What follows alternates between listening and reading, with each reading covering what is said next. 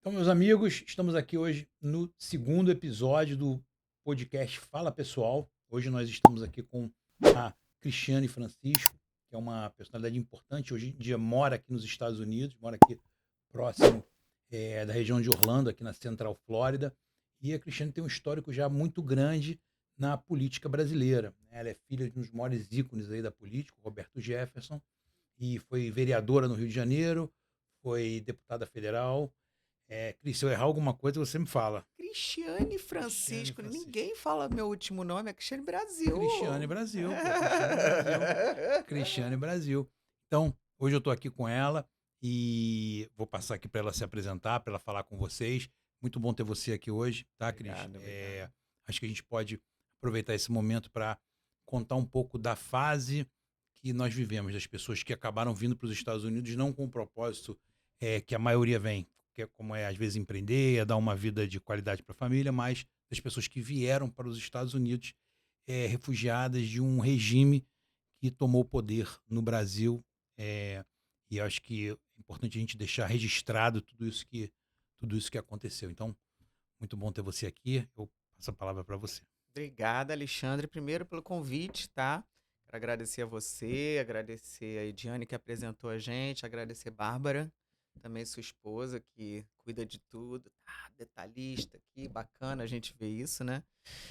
E falar que realmente muitas pessoas, assim como você e eu, vieram para cá realmente num momento em que a situação no Brasil se tornou insustentável. E olha, vocês viveram esse lawfare, que é essa utilização do judiciário para perseguir apoiadores dos antissistema, que no caso eram Bolsonaro, família e a minha família. Só que a minha família, por conta do meu pai, há 26 anos atrás, ter denunciado o primeiro grande esquema de corrupção descoberto do governo Lula, né, do primeiro governo Lula, lá em seu 2005, ele já vinha sendo perseguido não só pelo PT, como também pelos consorciados, né, pela mídia consorciada, pela Globo e tal, que odiava meu pai por razões óbvias, inteligente, falava para todo mundo. Meu pai, naquela época do Mensalão, ele efetivamente pautou a política brasileira. Ele fazia o papel que hoje fazem Malu Gaspar, esse outro jornalista aí da Globo, que também está sempre, o Lauro Jardim, que está sempre dando furos, Mônica Bergamo, são as pessoas que ficam com as informações privilegiadas primeiro que os outros, têm as melhores fontes e tal, mas o meu pai naquela época tinha. Meu pai pautava a mídia tradicional. As pessoas, e foi uma coisa assim meio chocante pra mim, que eu tinha começado na política, viu, Alexandre? Eu fui vereadora, primeiro fui secretária municipal do Eduardo César Maia, dos idosos. Foi assim que começou minha carreira para os idosos. E aí concorri a vereadora já em 2003, 2004 já era vereadora. E aí só que eu fiquei na oposição. Mas é papo pra muito papo pra gente um dia contar, sabe, mas aí em outros Histórias ambientes. antigas do Rio de Janeiro. Nossa, é muito antigo isso, gente. Mas voltando, então assim, já tinha um interesse do PT em ferrar meu pai. E depois que em 2016, 15, 16, eu realmente protagonizei como presidente de partido nacional, que eu estava presidindo o PTB, porque meu pai estava preso.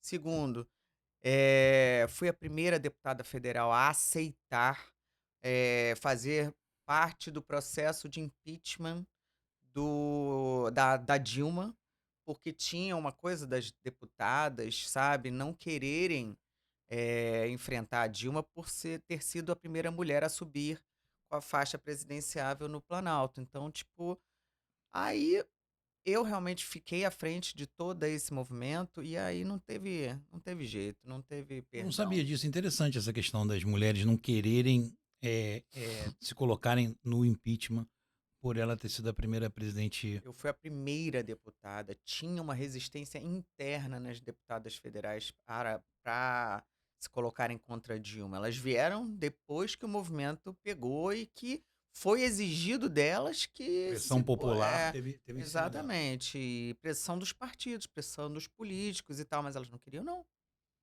não Entendi. queriam não. E eu, tipo, botando o PTB, bora tirar ela, vamos vencer essa mulher, vamos tirar esse câncer do Brasil, não me representa, não é pelo fato dela ser mulher, né, biologicamente falando, hoje em dia a gente avançou tanto pro mal que a gente tem que explicar que a mulher biológica não é biológica, Sim. né, estamos A Erika Hilton é a presidente da Comissão das Mulheres sem ser ah, mulher, né? isso é a maior tristeza É que a uma gente tristeza. tem, Uma tristeza para as cara, mulheres, né? Para as mulheres. Para as mulheres. desrespeito. E aí, só pra fechar isso, então, desde aquela época, começou um lawfare absurdo pra minha família. Em 2016, 15, 16, eu fui acusada por um motorista, justamente na época do impeachment, gente. Que ele tinha direitos contra mim e tal. Eu provei no processo que ele não tinha direito contra mim. Mas sabe quando que o juiz marcou a audiência desse cara? No dia da votação do impeachment da Dilma. Então, tipo assim, Ou eu seja, falei, você não tinha como ir na não audiência. tinha como ir na Impossível. audiência, ponto. Mandei um preposto, uma preposta, uma assessora minha, no meu lugar. Chegou lá, ele começou a fazer pergunta do pelo do ovo que tava ali, qual era a cor do pelo do ovo, se ele era do nariz, da perna, sabe? Essas coisas assim. E ela falou, pô, esse nível de detalhe eu não sei. Aí ele virou e falou, então você tá ótimo, você não representou a acusada aqui, né? E a reclamada, na verdade, não tem Sim. E acusação aí na te colocou o justiça quê? trabalhista. Numa revelia? Revelia, revelia. Então eu não perdi porque foi Então, o enfrentado preposto seria, via de regra, quem tem conhecimento dos fatos, né? justo, Só mas que aí ela quando ela vai no tinha. detalhe. Mas aí É, o cara já queria fazer isso. sim. Porque ele sabia que se ele entrasse no mérito, se ele olhasse as provas do processo, ele ia ver que não tinha como dar pro cara. Então o que ele fez? Qual a única maneira do cara ganhar? Revelia. Revelia, sim. Que aí os Deu a fatos se revelia. pressupõem Aí eu verdadeiros. fiquei com uma sentença reparatória de revelia nesse ano, pulando-se para 2018, onde eu fui convidada para ser ministra, e aí, no meu caso, para ser ministra do Trabalho, eu não podia ter. Nunca soube desse.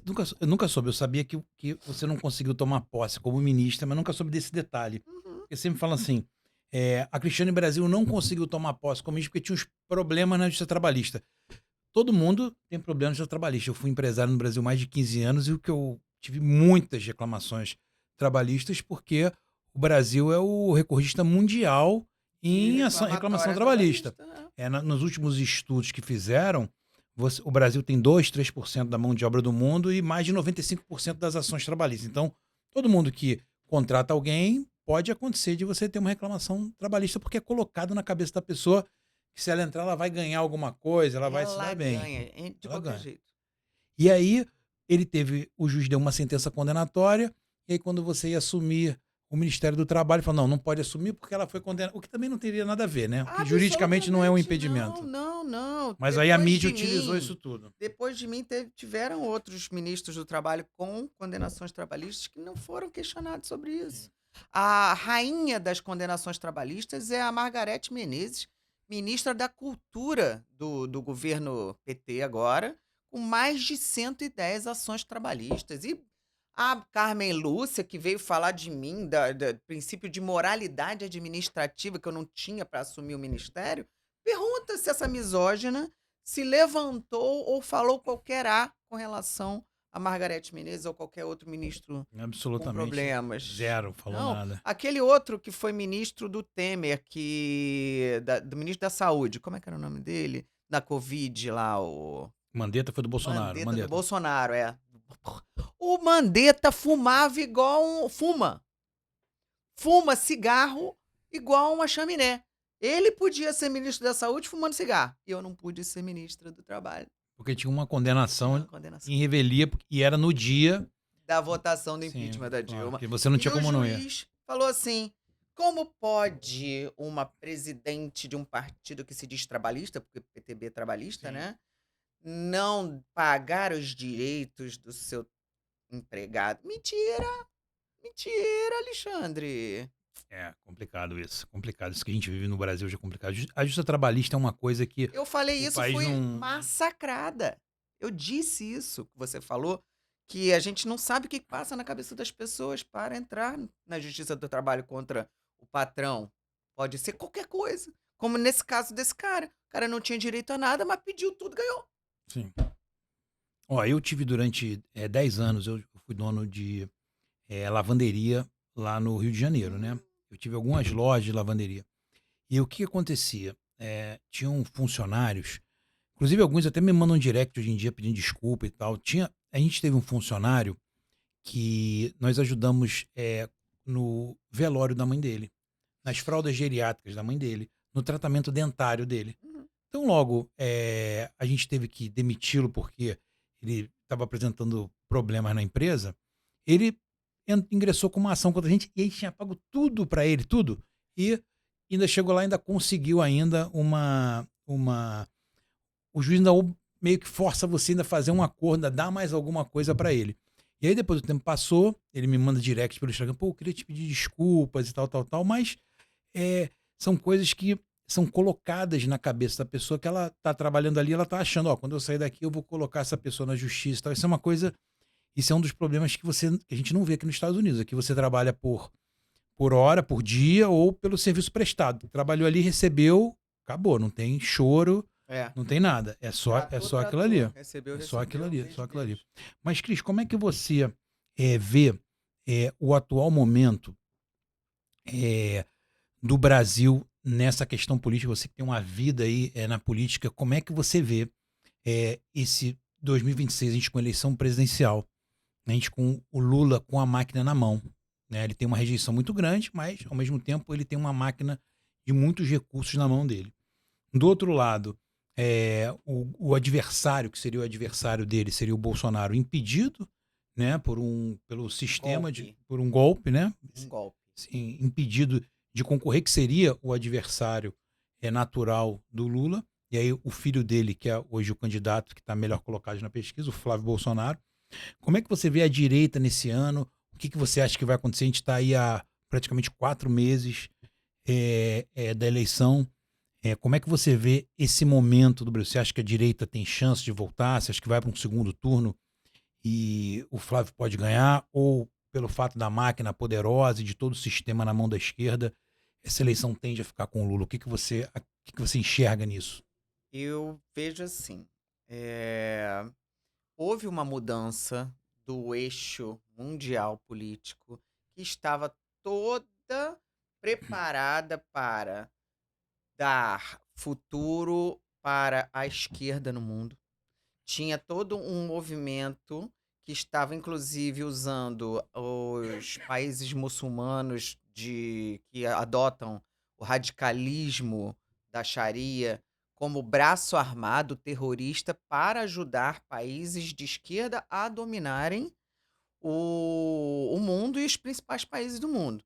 Eles começaram essa dominação na Europa, né, e nos Estados Unidos e também no Brasil, só que o Brasil ainda é muito grande, mas outros países também, fazendo uma ocupação que ela é econômica, cultural, etc, etc. Porém, quando o Trump consegue furar essa bolha, consegue recuperar o mandato, porque foi roubado dele também na última eleição, por falcatruas dos democratas aqui nos Estados Unidos. E que isso veio à tona e começou a vir à tona também todo esse conluio, esse consórcio da imprensa, grande imprensa de esquerda mundial, ajudando nesse sentido, e o financiamento dos globalistas, da ONU, ali, grandes fortunas como Bill Gates e todos esses cânceres mundiais que infelizmente, são amorais e a gente tem visto isso, inclusive com relação a todas essas descobertas que foram feitas, por exemplo, do caso Epstein e tantas outras coisas, fizeram uma mudança no eixo do mundo. Tipo assim, as famílias cristãs, a nossa o ocidente culturalmente definido como judaico-cristão, teve que reagir. Teve que, teve que. Então, assim, graças ao Trump, eu acho que hoje ele conseguiu dar uma freada nisso, porque senão em mais, sei lá, 30 anos, 50 anos, a gente estava muçulmano, acabou os direitos femininos totalmente, as mulheres totalmente subjugadas e todo mundo vivendo em países ditatoriais separados por blocos, né? Eles estavam comendo as sociedades que a gente reconhece como judaico-cristãs de dentro para fora, numa apropriação cultural, financeira, ideológica, que não dá. Então vamos lá. Hoje a gente tem uma força muito grande, que é o Trump ajudando os bolsonaros a vencer essa eleição e, mais do que isso, exigindo que o processo eleitoral político no Brasil seja isento.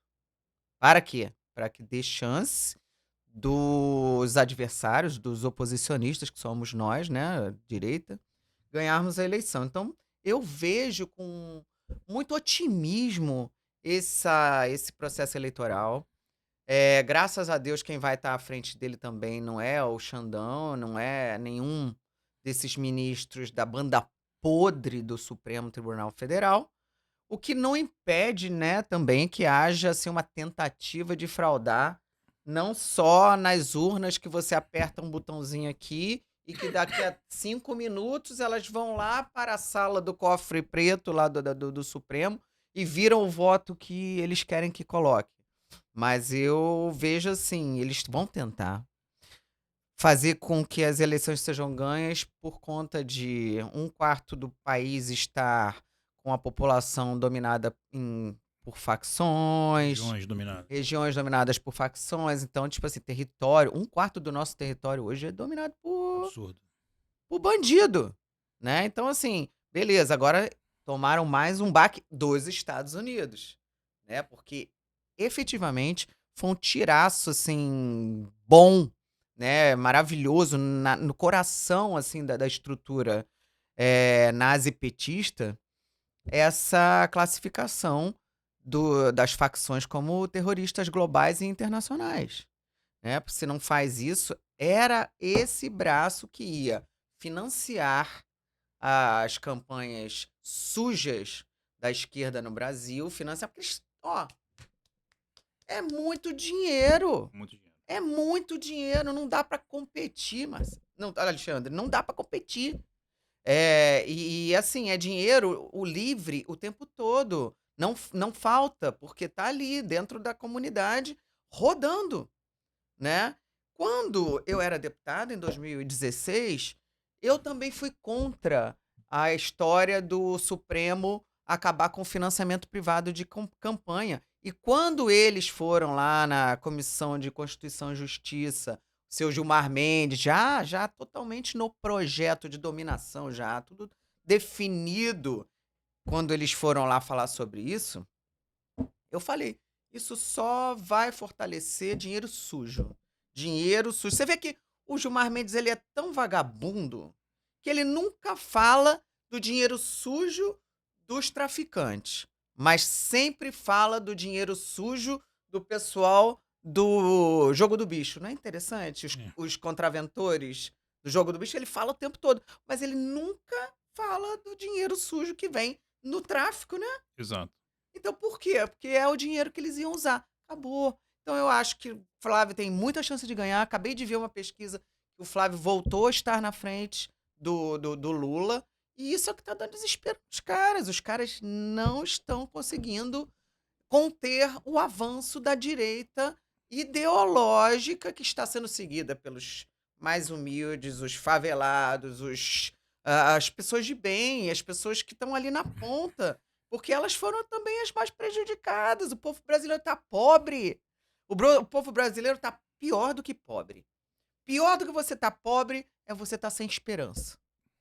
Pior do que você tá pobre é você saber que não tem chance de melhora, que foi enganado, que mentiram para você. E o governo Lula fez o que nos últimos 4 anos? A gente está plantando para colher lá na frente. A gente está Estão há plantando, 30 anos no poder.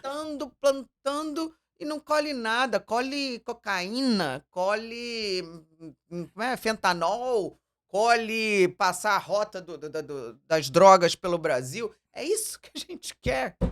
Cadê a picanha? Picanha era carne do pobre brasileiro. Todo mundo comia churrasco com picanha, com maminha, com tudo. Hoje em dia come osso. Distribuição de osso para a comunidade. É isso mesmo que a gente quer no Brasil? Horas, sabe? Tipo assim, é um desrespeito. Vá, não tem dinheiro, come abóbora. Cara, o Lula é o maior mentiroso que eu já conheci na história. Ele mesmo mente e acredita nas mentiras que ele conta e vai esquecendo das mentiras, depois comete sincericídios. Ele tem sido tão sincericida ultimamente. Eu quero que esse homem vá pro quinto dos infernos. Rápido, pelo amor de Tem que Deus. deixar ele falar, né? Tem que deixar o Lula falar. Quanto mais ele falar agora, melhor, né? Porque ele mesmo vai se enrolando. Mas como você foi? Quantas vezes você participou de campanhas? 4, 5? Quantas vezes você Eu foi já fui candidata? candidata, ganhei 3 vezes como vereadora, 4ª vez como deputada federal, depois Vereadora sempre no Rio. vereadora no Rio. Então, você conheceu bem. Eu fui candidato no Rio de Janeiro a vereador em 2020. E então você conheceu bem o que é fazer campanha no Rio de Janeiro. Por exemplo, se você é um patriota e você chega numa favela que é dominada pelo Comando Vermelho, por uma outra organização criminosa, você não entra com uma camisa, ou camisa do Brasil, às vezes camisa. Eu me lembro de estar com camisa do Bolsonaro e impedirem eu de entrar ali dentro. Você não consegue entrar. E depois que você entra, algumas pessoas que estão ali dentro, elas não fazem isso pela sua maldade, mas isso já está na cultura. Você está andando ali no período eleitoral e as pessoas falam assim: doutor, você é candidato, tem uma. Tem boca de urna? Tem boca de urna? E aí você fala assim, mas e eu não sabia, eu nunca tinha trabalhado na política. Eu falei, o que é boca? Eu achava que era boca de droga. Eu falei, boca de. O que é isso? Não, boca de urna. Patrão, você deixa aqui com a gente um dinheirinho, dá um dinheiro, eu vou ficar na boca de urna ali no dia da eleição, cada voto, R$ 50. A gente vai conseguir alguns votos pro senhor aqui. Eu consigo uma quantidade boa de votos. Então, essas áreas dominadas pelo crime, elas são um bolsão eleitoral para o pessoal da esquerda, né? Porque, primeiro, só entram os candidatos deles para fazer campanha lá dentro. Segundo, eles fazem essa questão da boca de urna abertamente. Como a esquerda tem muita corrupção e muito dinheiro em espécie, dinheiro vivo, esses recursos entram lá dentro e eles vão comprando votos abertamente. E as drogas já vão com o santinho do Lula. Você sabe disso? No dia da eleição, eles Já tinha, dão sim. cocaína para os viciados, eles distribuem drogas, dinheiro vivo para as pessoas fazerem boca de urna pro patrão, pro pai. Mas o que eu acredito que vai definir o debate eleitoral esse ano é essa questão. Segurança pública. Segurança pública. Qual é o governo que está ao lado do PCC, do Comando Vermelho e de outras organizações menores e quem está contra eles? Né? Eu acho que esse é o que vai determinar, porque aí o povo vai ter que escolher. De fato, o Lula veio aqui em Washington, na Casa Branca, falar com o Trump para tentar fazer com que o Trump não considerasse essas organizações grupos terroristas. O Lula veio aqui para isso, ou seja, a Pedir, que pelo ponto, amor de pelo amor de Deus, Deus, a que para ponto? não multarem o JF, o JBS, JBS, né, os irmãozinhos Batista, e para não classificarem. E sabe por quê? Eu descobri. Por conta de eu ter justamente muito tempo fazendo campanha na cidade do Rio de Janeiro, eu conheço realmente cada buraquinho que tem lá. Eu andei muito pela cidade do Rio de Janeiro, por muitas horas, por muitos dias, eu conheço tudo. E tenho equipe. Tenho equipe ainda lá, tipo, claro, agora é tudo meu amigo, mas eles me dão informação. Você não sabe qual era a ideia do Lula e do Eduardo Paes, mas eu vou te contar agora. Depois que teve aquela invasão do BOP, da polícia, que eliminou mais de 110 bandidos qualificados de facção, terroristas, hoje a gente pode chamar de terrorista, né? Ai, graças a Deus.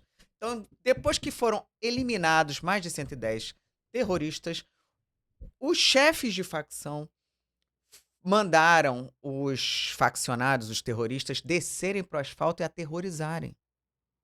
Por quê? Tudo já dentro do plano do Lula e do Eduardo Paes. Aterroriza agora, né? Desce, rouba, mata, sequestra, não quero nem saber, porque eu vou aos Estados Unidos para defender vocês, né? O Lula e o Eduardo, e eles vão, tipo assim, fazer uma paz. Aí a gente para dar uma falsa sensação de segurança, de tudo resolvido, ficar bem lá com os Estados Unidos, dizendo: olha, nós resolvemos, na amizade, na conversa. Acabou a eleição, volta tudo pro normal. Sim. Você entendeu qual era a jogada? Só que, a partir do momento em que o Flávio vai aos Estados Unidos e na mesma hora consegue que o Trump, o Marco Rubio, o governo americano entendessem que essa jogada fortaleceria os apoiadores, os coleguinhas, os associados dessas facções criminosas, que é o PT, Partido dos Terroristas, Partido dos Traficantes, né? Eles perderam essa possibilidade de fazer essa falsa paz. E com isso, mostrar que eles têm algum controle sobre isso, né? Então, agora eles perderam. E outra, um outro fator que eu acho que as pessoas não entenderam, por que que é tão ruim para eles essa classificação e tudo que vem na sequência, porque agora é investigação. Agora é follow the money. A CIA já estava fazendo esse estudo desde o ano passado e vai apenas aumentar. Porque agora ele vai pegar todos esses dossiês que foram entregues à justiça americana, foram sim, realmente, vieram muitos, já tem estudos deles mesmos, e eles estão mapeando quais foram as fintechs que fizeram lavagem de dinheiro para o PCC, que estão com dinheiro, contas de líderes do PCC rodando do Comando Vermelho no Brasil inteiro. Então eles já sabem, empresas que se associaram a esses vagabundos. Então, como é que E vai eu liberar esse acredito, eu dinheiro? acredito que o Brasil recebeu dinheiro de outras organizações criminosas e terroristas do mundo todo, porque como não tem fiscalização, você tem um sistema totalmente vendido, o Brasil recebeu dinheiro de muitas organizações e isso vai realmente complicar. A gente sabe que o Trump tem uma luta contra as drogas nos Estados Unidos. Nos Estados Unidos existe um problema, sobretudo na juventude americana, de droga muito grande, né? Então eles tentam, de uma certa maneira, bloquear. Só que os Estados Unidos também tem uma fronteira muito grande e o Trump, ele foi bem claro de que ele vai onde tiver que ir para poder impedir a chegada de drogas e foi assim na Venezuela, onde eles tinham ali, eles utilizavam toda a estrutura estatal, o Maduro, para poder fazer o transbordo de drogas para os Estados Unidos. Uhum. E o pessoal fala que depois, né, do Maduro ter sido capturado, o Brasil, que já era rota de drogas, hoje em dia passou a ser mais ainda, né? Mais ainda. As fronteiras brasileiras não são. O governo Lula agora, inclusive, cortou dinheiro do Exército, acho que foi na ordem de Do 4 Ministério da bilhões. Ministério da Defesa. Defesa. O Ministério da Defesa não consegue fiscalizar mais fronteira Não de tem como. propósito, Sim, sim. gente. A gente já tem uma fronteira grande, né? O Brasil é o país com a terceira maior fronteira, só perde para a Rússia e para a China. É a terceira, são 17 mil quilômetros de fronteira, ou seja, já é muito difícil você encontrar a costa, as partes da região norte, é muito difícil você controlar aquelas fronteiras ali. Muita mata, muito complexo. Mas o Brasil vai cada vez perdendo isso. Então, o Trump sabe que é uma questão que vai determinar as próximas gerações americanas o combate às drogas, porque a guerra híbrida que se trava, inclusive da China com os Estados Unidos, é você inundar a juventude americana de drogas. Hoje em dia você vê o jovem americano, ele tem um problema com maconha. A gente vê muitos lugares onde eu vou aqui em Orlando, que eu vejo a juventude, um cheiro de maconha horrível. Então você tem realmente um problema de drogas nos Estados Unidos. E ele está jogando pesado para você tentar impedir que essas drogas cheguem aqui. E o Trump, de fato, ele não tá brincando com isso, né? Parece que ele até realmente ele deu uma carta de confiança naquele primeiro momento com o Lula. Obviamente, não sei se ele já sabia que o Lula não ia cumprir, mas ele deu uma carta de confiança. O Lula não cumpriu na primeira vez lá que o Trump disse que eles tinham uma química e tudo mais. E o Trump, ele faz esse tipo de... negociador faz isso, né? Você elogia a pessoa para conseguir o que você quer, né? Você faz um elogio à pessoa, então isso faz parte de um grande negociador é assim, elogia a figura e essa figura ela vai entregar o que você quer. E aí o Trump faz isso. Então, nós temos essa eleição de fato. Essa última visita do Flávio Bolsonaro aos Estados Unidos foi extremamente positiva para ele, né? Sem dúvida nenhuma. Isso foi muito Aí veio positivo. num momento Um momento maravilhoso, muito bom. onde o Intercept tinha acabado com ele, né? Sim. Tinha tido aquela notícia avassaladora da produtora. Mas tu vê que falta de sorte, né, cara? As produtoras que concorreram para pegar o orçamento lá para fazer a produção do filme do filho do Bolsonaro, do Bolsopai, justamente tem um, um sócio que é do Intercept, Sim. Impressionante. né? Como é que Eles essa estão em coisa todos os tem? lugares, né? Eles estão em Nossa, todos os gente, pelo lugares. amor Eles de estão em todos os Deus, lugares. cara. Todos os lugares. E aí o cara tinha informação privilegiada, foi lá, claro, com a ajuda da Polícia Federal, que é petista, a ala petista da Polícia Mas o Federal. Intercept sempre divulgou só o que é de interesse dele. Já foi assim na época da Lava Vaza Jato, Vaza né? Jato. Eles divulgaram que era de interesse para você poder desidratar uma operação. Eles divulgaram que era de interesse. Não foi tudo divulgado ali. O que era de Não, interesse. Você lógico. vê que agora tinha esse áudio do Flávio Bolsonaro, então isso foi divulgado, era de interesse dele. Imagina o que a Polícia Federal não tem ali que não foi divulgado, né? A quantidade de coisas. Por isso, essa delação do Vorcaro vai e volta, mas é difícil a gente crer que vai vir uma delação. Eu não vejo ainda que uma delação do Vorcaro vai atingir quem de fato deveria atingir, né? Porque o sistema ainda está muito contaminado. Eu acho que a questão do Vorcaro pode mais interferir na escolha eleitoral da população brasileira do que de fato no sistema mesmo se autolimpar ali e julgar quem deveria ser julgado. Até porque quem deveria ser julgado é quem tem mais poder no Brasil e o Xandão não acho que vai.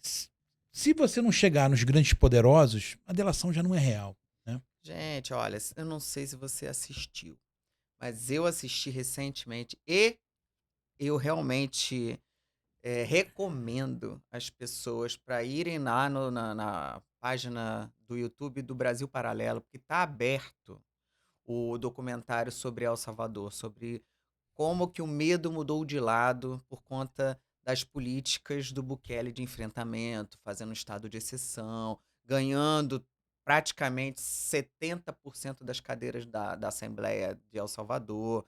Assim, mas mostra, você olhando ali como se deram os fatos, você vê muita similaridade com o Brasil. E depois que o Bukele realmente assumiu como presidente, ato seguinte, a Assembleia Nacional destituiu os ministros do Supremo todos.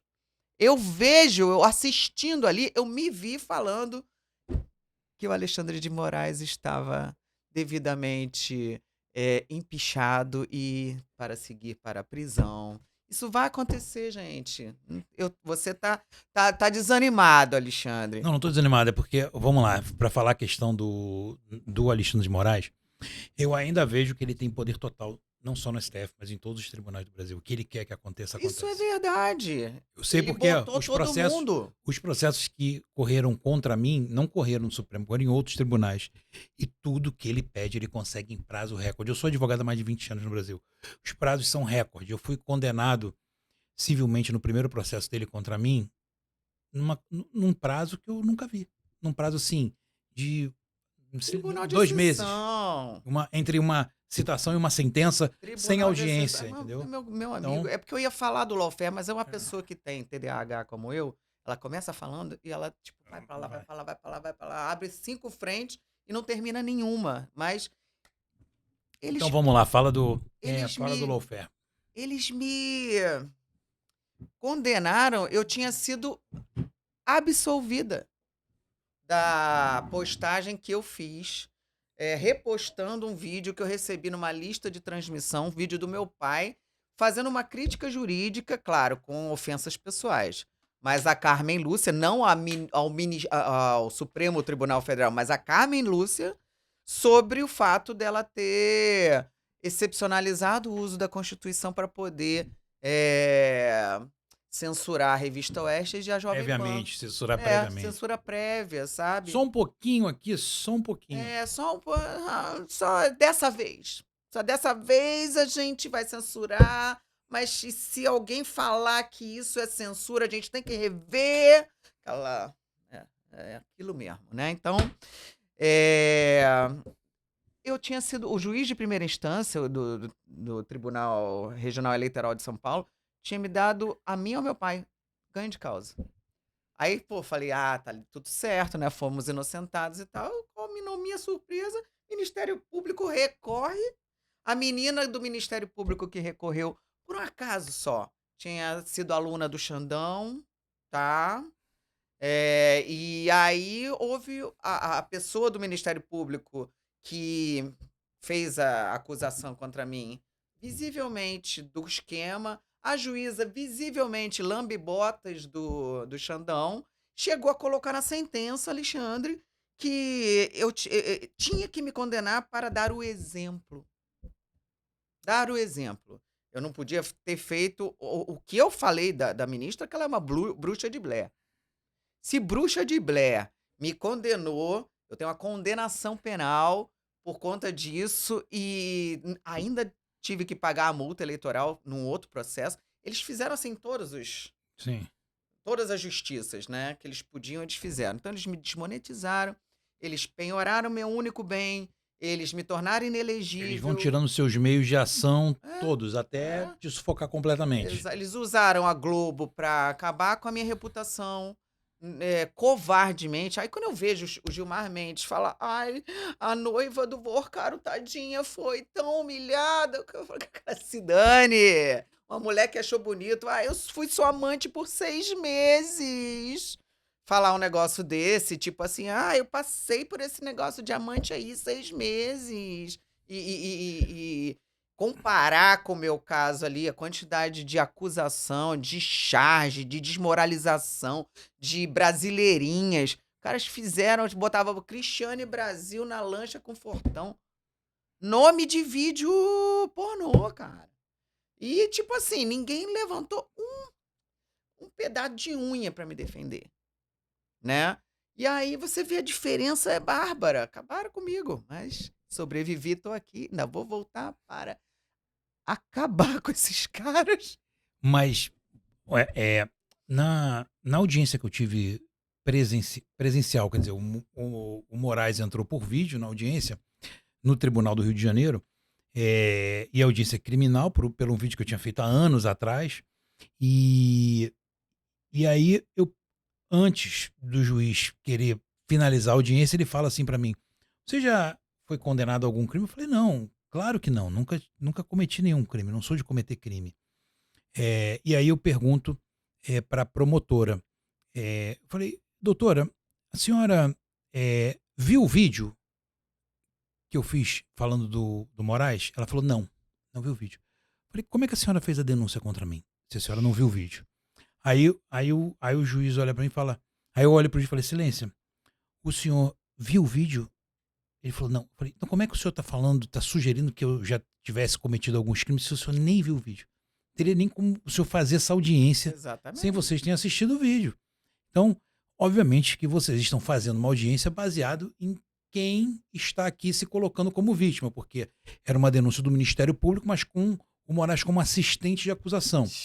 Então, é óbvio, né, que ele tem esse poder hoje institucional no Brasil, não só no Poder Judiciário quase completo, mas no Ministério Público, Polícia Federal, em diversas instituições, ele ainda tem um poder muito grande. Não é que não tenham pessoas boas dentro desse tribunal, claro que tem. Eu conheço, tem até desembargadores que são meus amigos que eu encontrei com eles e eu ouvi desembargadores falando assim, não, sua condenação é um absurdo. Mas ninguém vai fazer nada. A maioria desse pessoal não vai fazer nada. Por quê? Porque o desembargador que está ali, que sabe que é errado, o promotor que está ali, que sabe... A promotora, do meu caso, ela sabia que estava errado.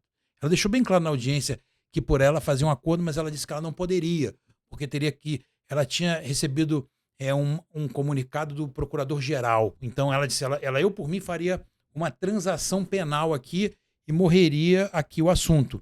Mas eu não posso fazer isso. Ou seja, ela sabe que está errado. Mas ela Ela confessou, sabe, isso é uma confessou. confissão Ela sabe, de sim. manipulação do Então, judiciário contra sabe, você. sabe que está errado, mas eles não vão ir contra aquele sistema que os beneficia. Então, Lógico. isso é um problema A ser a enfrentado ser pelo enfrentado próximo governante. pelo próprio governo, Que pelo eu povo e pelo povo acredito, brasileiro, né? Pelo povo. mas é o povo que vai tirar esses caras de lá. Que como eu estava falando do documentário, voltando nisso aqui, o povo tirou os governantes dos partidos que tinham lá em El Salvador no voto. No voto. E tipo assim, estão tentando roubar de um jeito, vamos votar todo mundo contra. O Bukele tentou vir candidato por 2 partidos e eles já acabaram com os partidos do cara antes dele conseguir uma legenda num partido que não tinha dinheiro, não tinha, fundo eleitoral, não tinha tempo de televisão, ele falava nas redes sociais. Ou seja, um fenômeno muito parecido com o que começou com o Bolsonaro no Brasil Cris, aqui. qual é a sua crença? Você tem crença religiosa? Qual é a sua Eu crença? sou católica, Você é católica. católica. Então, eu acho que o Moraes, ele só vai. Que a questão dele é espiritual. É além do que é. Aquilo ali é um problema espiritual que o Brasil precisa colocar os joelhos no chão, quem é católico, quem é evangélico, para aquilo ali sair. Aquilo ali é um poder que não é humano. Sai, ele consegue mandar mais do que um presidente da República. Ele consegue fazer uma coisa que ninguém não consegue. E eu realmente vi coisas acontecerem do poder dele de determinar, assim como a prisão de tanta gente, ninguém se levantar contra, é um número enorme de pessoas vítimas dele, são milhares de pessoas, pessoas de fato inocentes, as pessoas do 8 de janeiro, pessoas que estavam ali, coitadas, senhoras que nem entraram em nenhum prédio, que não fizeram absolutamente nada, pessoas que tinha autista, tinha vendedor de Sim. biscoito, que tava vendendo biscoito Globo ali. Teve gente que nem votou no Bolsonaro que tava ali vendendo Só biscoito. aproveitando o momento Só aproveitando o pra fazer um momento. dinheirinho, cara. E essas pessoas, diversas pessoas foram presas, condenadas, como é o caso da Débora. Então, assim, coisas absurdas. As pessoas foram condenadas, como é o caso, seu pai pagou um preço altíssimo. Meu O Deus Daniel do Silveira céu, pagou um acabou preço. a vida de saúde do meu Saúde do seu pai. pai, que já era uma pessoa com idade, com comorbidade. Não tinha enfrentou condição nenhuma de cânceres ficar preso. Não absurdos, tinha condição nenhuma de ficar Se não é o preso. Daniel Silveira passar pela cela onde meu pai estava, depois do banho de sol, e ver a mão do meu pai caída pro lado de fora, meu pai tinha morrido. Meu pai ia ser uma das vítimas, morto na cadeia pelo Xandão. Daniel salvou a vida do meu pai.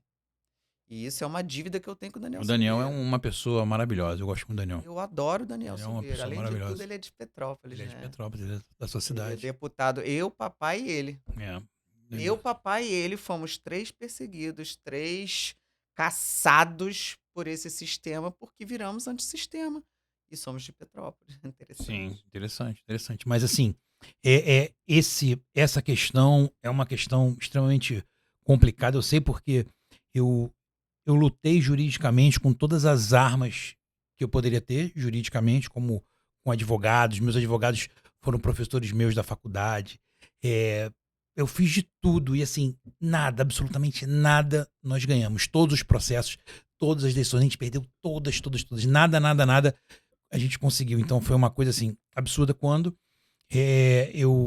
eu vi que só a crença em Jesus Cristo poderia me salvar daquela situação que eu também ia ser preso. E eu só saí porque eu tive a certeza que era o meu caminho eu ter que sair do Brasil, que eu iria também ser colocado numa cela e estaria lá até hoje. Mofando até hoje. Sem saúde. Sem saúde, sem você saber para onde você vai, que horas você vai para cá. Você vê. Tem pessoas que foram condenadas que não têm recursos nem para pagar um advogado, né? Só ser pior ainda, a pessoa não tem ninguém para visitar, pessoas que foram para Argentina, que ainda chegou no estado, pessoas que chegaram no federal que faleceu no cárcere com câncer. Sim. O Xandão cortou o salário dele, não deixou ele ter o salário para poder tratar o câncer dentro do cárcere. O cara morreu de tristeza. Preso, não dá. Lesão. Não, as pessoas que foram As Dá. pessoas, quem veio para os Estados Unidos normalmente são pessoas que até tiveram uma condição um pouco melhor, Chance. uma chance um pouco melhor, já conheciam e tal. O pessoal que foi para a Argentina, que foi para o Paraguai, Coitados, cara. um país que você não tem como Chile. trabalhar, fica lá desesperado. Então, assim, isso foi muito, foi, Cruel. muito cruel, muito cruel. Cruel, é perversão. O Alexandre de Moraes, ele é cruel. E vem cá, Cruel. você falou o negócio da religião, né? Porra, eu vi. Lá nos fundos do gabinete do Xandão tem estátua de macumba. Não tem nada contra a macumba, não, mas, tipo assim, de uma certa forma tem ali adoração ao diabo, cara. Sabe? São forças, assim, muito antagônicas com tudo que a gente acredita e tal. Com todo respeito, né, que se possa ter a esse tipo de coisa, mas ele não crê nem no que é proferido pelas igrejas que tem no cristianismo o centro da sua fé. Sim. É um cara que não tá nem aí. E aí, quando ele vai defender a regulação das redes sociais e vai defender que exista controle da liberdade de expressão, ele usa a encíclica papal para falar sobre isso. Coisa que eu tenho certeza que ele nunca leu, e se leu, não crê. Então, tipo assim, né? É um mentiroso, é um canalha, que também tá usando essa deformação na linguagem, essa interpretação e utilização de símbolos católicos cristãos para defender o indefensável, Sim. né? Que é um controle da liberdade de expressão, que é tão cara, e a gente agora, depois que veio para cá por conta de falar, é que a gente tem noção do como é importante poder falar o que se pensa, né? Porque aqui nos Estados Unidos, primeiro, a defesa da liberdade de expressão é muito importante, tá? É um direito que liberdade para eles vem antes de igualdade. A liberdade para eles é fundamental. E eles não estão errados. E a liberdade de você falar o que pensa, ela só se torna um problema para a justiça a partir do momento em que há um avanço para ameaça física, utilização de arma e tal. Quando eles começam a ver que mudou, não, eu vou te matar, estou pegando minha arma, aí já Sim. não é mais. Mas até esse momento, você pode falar tudo o que você pensa, mesmo que não me agrade. Que é uma coisa que a gente já não tem mais no Brasil, Claro, por enquanto. não tem como você ter liberdade sem você ter liberdade de expressão. Isso aí é completamente impossível. Sobretudo quando você está falando de um funcionário do Estado, ou seja, isso aí você pode falar mais ainda, porque ele é remunerado pelo povo. Então, se você quiser reclamar de uma decisão do Moraes, pô, você não pode falar. O meu processo veio porque eu comecei a falar em 2020. Eu falei do escritório da mulher dele em 2020. E Meu aí, pai, é, não foi também com meu sim, pai? foi. A primeira prisão do seu pai foi numa live comigo e com o Gustavo Reis. Foi a primeira prisão dele, foi porque o que ele falou nessa live, que eu me lembro que foi num domingo à noite. Ele estava lá em Levi Gasparian, na casa dele, ele demorou para entrar, a gente tinha marcado 10 horas da noite, ele foi entrar tipo 10h40 e já tinha mais de 2.000 pessoas esperando Meu para ouvir Deus. ele. E aí ele começa a falar dessas questões, e aí foi, nesse caso, ele foi preso nessa semana, logo em cima. Eu me lembro do papel da condenação que vinha lá e falava, ó, estava numa live com o Alexandre Zimmerberg, com o Gustavo Reis, que era um amigo meu que tinha esse canal no YouTube, que me chamou para fazer a live com ele. Nessa live eu me lembro que só ele falava, né? Ninguém conseguia falar. Não consegue. Não consegue, Meu só ele falava. meu pai fala pra caramba. Ninguém conseguia falar, só ele falava. Mas foi uma pena o que aconteceu após a live, mas a live foi muito boa. Enfim, então nós temos esse problema no Brasil, que é um problema que não se resolve se a gente não tiver a vitória presidencial. Goste as pessoas do Flávio Bolsonaro ou não, ele é quem tem chance hoje de vencer o Lula. Então, assim, esse problema do Supremo e toda essa perseguição não se resolve sem a gente fazer o presidente da República. Não vai se resolver. Pode fazer senador, deputado, tudo. Não, dessa vez não vai resolver. Só vai resolver se a gente fizer a presidência. Mas vamos passar aqui para um outro tema que eu acho que é interessante. Acho que a gente podia falar um pouquinho da questão do Rio de Janeiro. E aí eu queria te ouvir também. Nós temos no Rio de Janeiro hoje uma eleição. Antes da gente entrar então no Rio de Janeiro, só quero fazer um parêntese sobre Flávio Bolsonaro. Eu queria que as pessoas fossem menos crédulas e mais pragmáticas na escolha do candidato à presidência. Primeiro de tudo, sinceramente, eu acho que até pela idade, até pela maleabilidade, pela maneira gentil, educada que o Flávio tem, que realmente contrasta com o pai dele, tá? Não dizendo que o velho Bolsonaro é um mal educado, mas é grosso, militar mesmo, das antigas, chinelão, sabe? Aquele tiozão do chinelão. Mas o Flávio não. O Flávio é habilidoso, o Flávio já fala inglês, você vê, ele consegue vir pra cá, se comunicar em inglês, é outro patamar. É a evolução. Da mesma forma que meu pai também tem uma série você sabe muito bem que tem uma linguinha afiada, zerenta, eu também, né, dei uma melhorada, assim, a gente vai evoluindo nas gerações. Flávio é uma versão melhor do pai. Tá? Eu tenho certeza que ele chegando à presidência, ele vai fazer muito mais do que o Bolsonaro não fez, tá?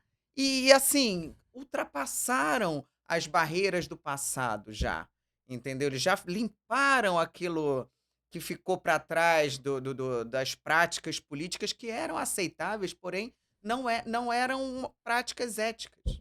Sim. Então, assim, já está depurado isso.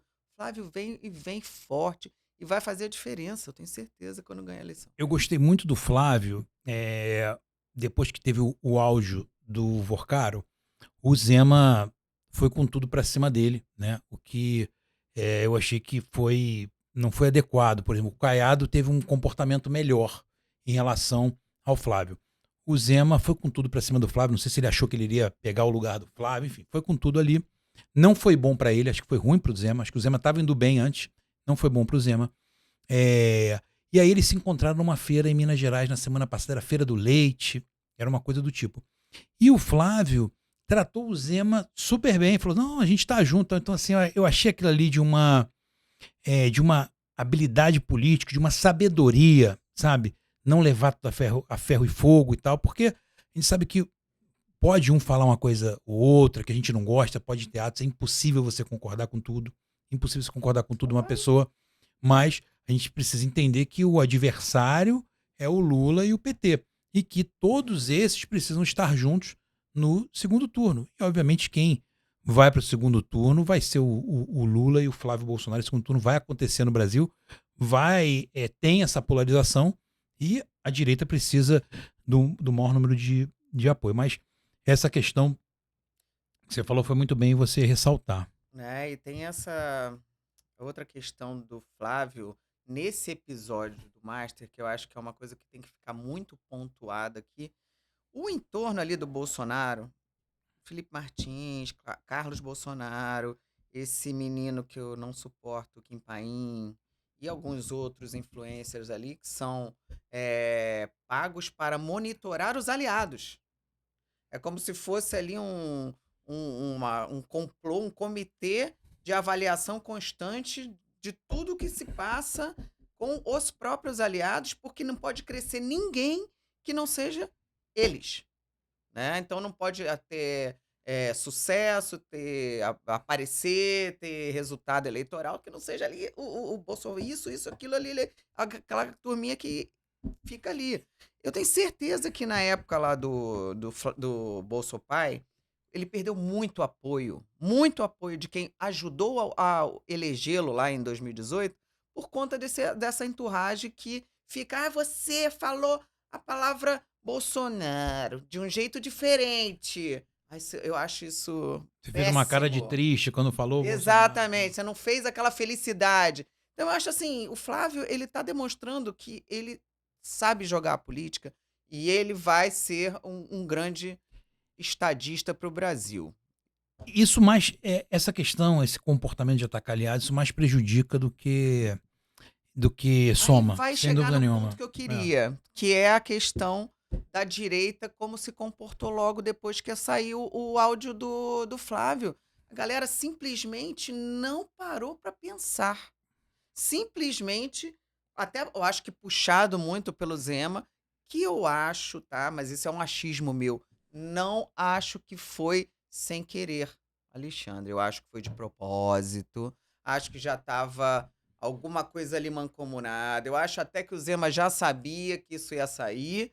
E aí já foi logo reagindo porque tinha um planinho junto ali para ele ser o substituto do Flávio e o substituto talvez até de uma candidatura do Tarcísio, como aquele, como eu vou dizer, um cara Ele entrava no vácuo, sim, técnico. pragmático. Porque eu estou escutando uns amigos meus que são donos de instituto de pesquisa falarem: o brasileiro ele quer pessoas mais técnicas. Eles não só estão indo pela questão ideológica, eles querem ter certeza que os deputados, senadores e governantes são mentira!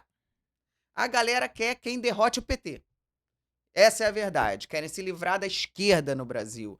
Quem falar de segurança pública, quem for contra as facções. Então, assim, eu tô vendo que tem até nos institutos de pesquisa um viés de dizer, ai não, porque os técnicos estão no meio. Porque se eles não falarem isso, esses caras não vão se eleger. Agora, voltando só para fazer o fechamento da TDAH, da questão da direita. A direita não pode mais se emocionar com as coisas que vão vir contra o Flávio.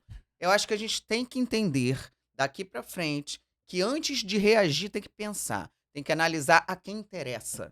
A quem interessa essa notícia do jeito que tá. Olha essa manchete do jeito que tá. Não tem como acreditar na imprensa tradicional. Tá bom que as informações privilegiadas vêm pela Malu Gaspar, pelo Lauro Jardim, pela Mônica Bergamo e aquela galerinha da direita ali, da direita não, da Globo ali, né, que tem informação privilegiada, mas é só pegar a informação. Não pega a análise.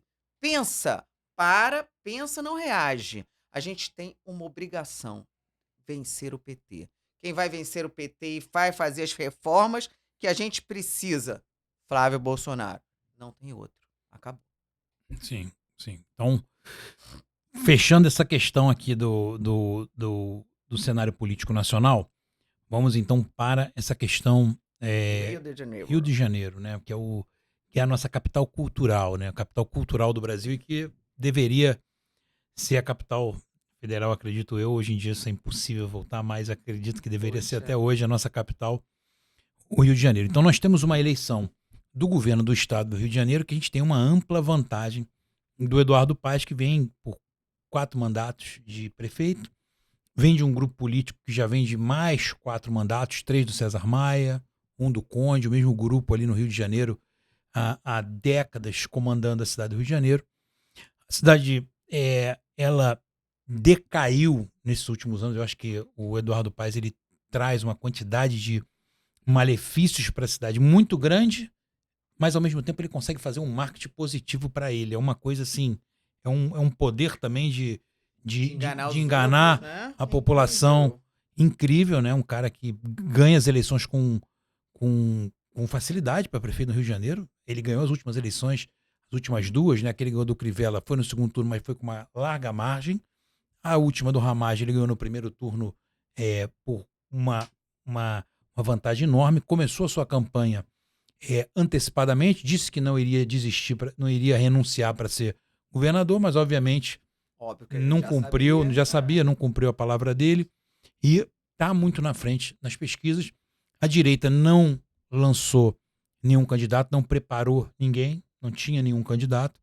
E aí, hoje, a gente vê uma vantagem enorme dele e uma possibilidade, inclusive, de vitória até no primeiro turno, né? Eu não sei se ele vai fazer um grande palanque pro Lula, porque eu acho que ele pode até que de repente querer esconder um pouquinho o Lula para não Aham. desgastar a imagem dele. Mas você que trabalhou com ele, você que foi vereadora quando ele era prefeito, você foi vereadora quando ele era prefeito, né? O Eu César fui Maia e ele, vereadora quando ele era, não, secretário de meio de ambiente. esportes, meio ambiente, depois esportes do Cabral, presidente do Partido Municipal, PTB, no Rio de Janeiro, e fui também a primeira presidente de partido que apoiou a candidatura do Eduardo Paes a prefeito dentro do PMDB. porque eles não queriam o Eduardo. O Sérgio Cabral queria botar um cara do PT pra ser, que era deputado federal. Como era o nome dele? Aquele petistinha. Ai, almofadinha de cabelinho liso, que é deputado federal. E fala fino. Do Rio, Lindbergh? Não Mas não é sei. o Lindbergh, não. Hum, Ele até perdeu as eleições, saiu da política, mas ele que seria o candidato a prefeito que o Cabral queria apoiar. Eu que fui lá e falei, não, eu quero apoiar o Eduardo Paes. Eu tava apoiando o Crivella, tu acredita? Aí o Eduardo foi no meu escritório, se mas isso em ajoelhou. 2000 e A primeira eleição dele. 2000 2014? e... 14? 2000, ele não veio 2014, foi o... Não, peraí, foi sim. O Crivella ganhou 2016. Não, ó, foi 2000 e 2003, 2012 e 2008. 2008, 2012. É, 2008, 2008. 2008. A primeira vez que ele foi prefeito. Justamente. Após o César Maia. Exatamente. Exatamente nessa aí que eu apoiei ele. E eu fui a primeira a ir a público também a falar, não, eu quero Eduardo Paes, porque tem esse perfil técnico, esse perfil de Pragmático. Ele fez um belíssimo primeiro mandato. Depois ele continuou ainda bem no segundo mandato, mas já no terceiro já avacalhou o negócio todo. Perdeu ali porque botou Pedro Paulo, que tinha batido na mulher, e não teve perdão. Eu falava pras velhinhas, velhinha, vota no Pedro Paulo. As velhinhas falavam, não, ele bateu em mulher. Não tem jeito, né? E aí, o Crivella ganhou, que também ajudou muito o Eduardo. Porque o Crivella foi o pior prefeito que o Rio já teve nos últimos anos. Meu Deus, como ele é ruim. Ele é ruim, ladrão, ele é... O teu pai tinha uma divergência com você nessa época, não tinha? Sobre a questão do Crivella? Pai, é porque o meu pai tinha virado cristão, evangélico, né? E achava que o Cristão vota no Crivella... cristão. Que o Crivella, por ser pastor, era a melhor coisa do mundo. Falava, caraca, mas que é isso? Não é uma coisa, outra coisa, outra coisa. Né? Não tem como apoiar esse cara. Eu acho assim, o Rio de Janeiro ficou com muitos candidatos ruins.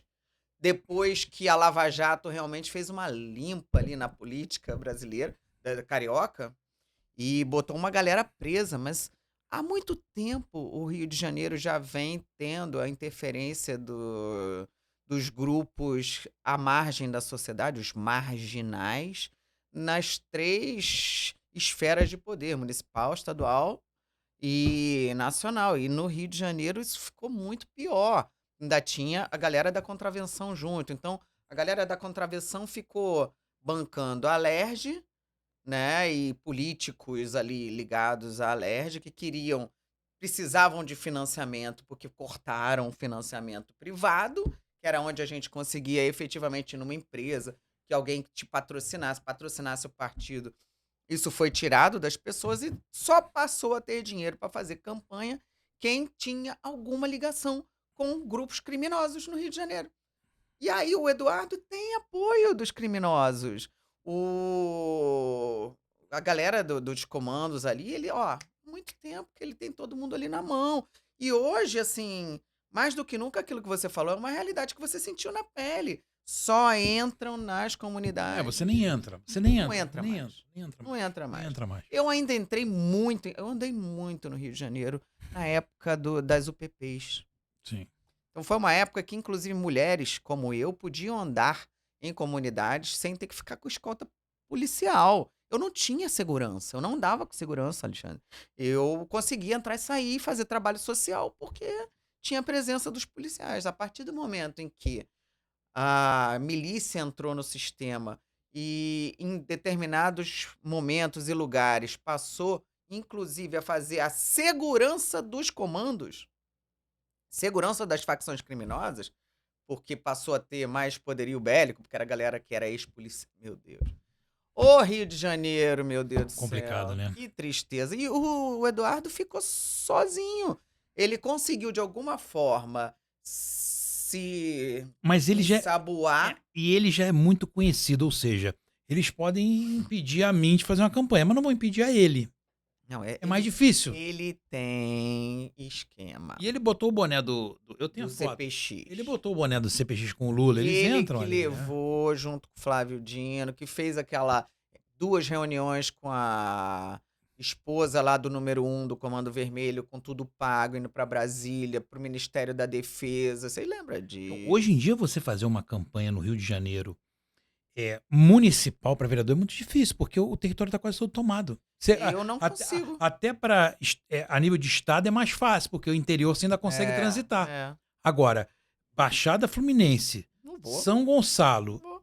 Niterói e principalmente o Rio, como é que você. A Zona Norte do Rio de Janeiro, a Zona Oeste, tudo é Você tomada. tem bolsões ali Bolsões, que dá para sim. você fazer alguma coisa. E rede Mas a Zona social, Sul do Rio de Janeiro, grande a parte esquerdista, a Zona Sul do Rio, né? cara, só Você fica com dificuldade de fazer. Você fica com dificuldade de transitar. Você vai transitar na Barra, no Recreio, Jacarepaguá, é, Campo Grande. é.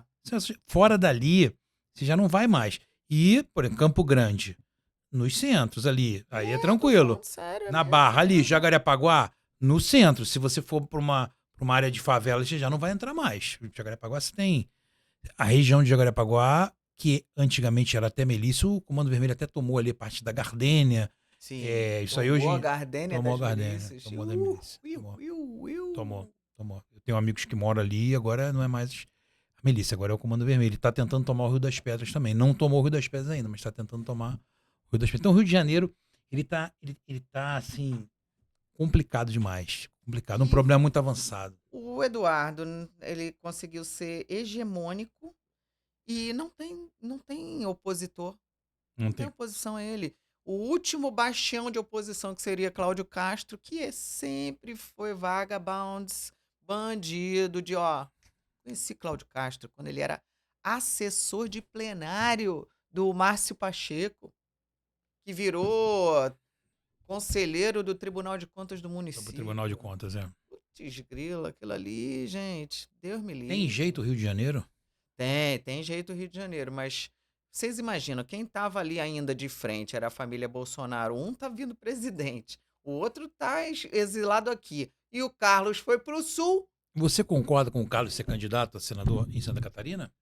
Cara, tipo assim, ou ele fazia isso ou ele não conseguia ver candidato ao Senado. E eu acho que ele é uma voz importante no Senado. Concordo, sim. Concordo que tem que apoiar ele lá em Santa Catarina. E acho um absurdo, tá? Os políticos que se elegeram no vácuo do Bolsonaro não estarem comprando essa candidatura e ajudando ele. Tudo bem que ele é uma pessoa difícil. Gente, eu fui colega dele, Ah, vocês foram vereadores colega juntos. de vereança, Sim. de partido.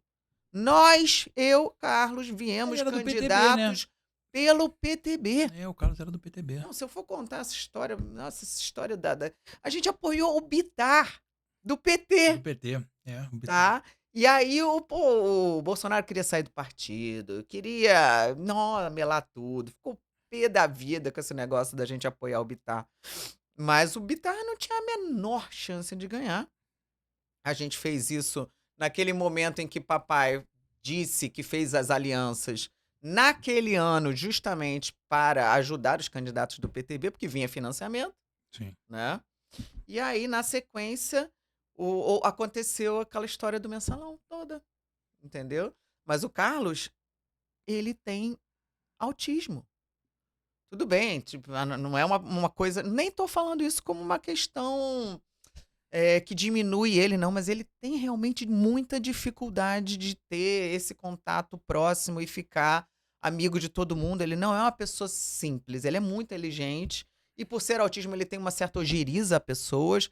Então, assim, ele não é muito simpático, né? E ele é um cara que, tipo assim, ainda se deixa muito influenciar por pessoas como os limpinhos da direita que eu digo, entendeu? Então, assim, as pessoas têm uma raivinha dele mesmo, entendeu? Porque é só queimação, é só crítica, é só julgamento. O que fizeram lá com a Ana Campagnolo, o que fazem com o Nicolas Ferreira, sabe? Tipo, eu não gosto. Eu não gosto, não acho certo. O que fizeram com meu pai, né? Independente do que se acha, do que meu pai reagiu. Eu acho que meu pai estava certo de reagir do jeito que reagiu a mais uma investida do Xandão, que depois veio se a comprovar que já estava com o preâmbulo prontinho, só tinha que criar o fato para poder prender meu pai de novo, como foi denunciado pelo Tagliaferro. Então meu pai tinha todo o direito de ficar revoltado de pela terceira vez os caras entrarem na casa dele para procurar o que não existia, que não existia nada, não Uhum. tinha, porque o meu pai falou. Então fica revirando as coisas, aí revira as calcinhas da esposa do meu pai, e pega tudo, e pega telefone, e pega pra achar nada. Não, isso é um absurdo. Isso é um absurdo. Eles fazem essa pesca probatória, né? Entram ali, pegam tudo que você tem e qualquer coisa que você tenha vai virar um motivo. Qualquer mensagem, qualquer coisa pode virar um motivo de uma prisão. Isso aí E é realmente. uma coisa que me doeu muito, que eu tenho certeza que aos bolsonaros também, mas me doeu muito enquanto filha. A minha mãe, que era casada com meu pai há 30 anos, separou-se do meu pai há mais de 20 anos, mais de, sei lá, muito tempo, tá? Tem tanto tempo que eu não lembro. E já tá com essa moça aí, com que ele tá casado agora, há muito tempo também, tá? Por quê? Que mesmo sabendo que minha mãe e meu pai já estavam separados há mais de 10 anos, a Polícia Federal mandou algumas vezes a polícia procurar meu pai na casa que era da minha mãe, com a Que minha mãe loucura, cara. sozinha, com a minha mãe já doente, mais velha, com dificuldade de locomoção, no meio da Covid, tá? A polícia praticamente pulou o muro da minha casa, porque a minha mãe estava no segundo andar, teve que descer de máscara no meio da Covid, morrendo de medo, fumante, Uma senhora. uma senhora com dificuldade de locomoção, e os caras ameaçando pular. Essa perseguição ao Comando Vermelho e ao PCC eles não fazem, né? Essa Não é perseguição bonito? eles não fazem. Terrorista é minha mãe velha, que É, morreu ano passado, isso sem é. eu poder ver, né? E que já não era esposa do meu pai, apenas pelo fato porque ela tinha sido esposa. Se fosse o contrário, Alexandre, se fosse um homem, ex-marido, que tivesse se separado da mulher há 10 anos, ninguém ia na casa dele para procurar a, a Roberta Jefferson Sim. na casa do ex-marido. Mas como a minha mãe Que era loucura. mulher, acharam que podia. Que loucura isso, que loucura.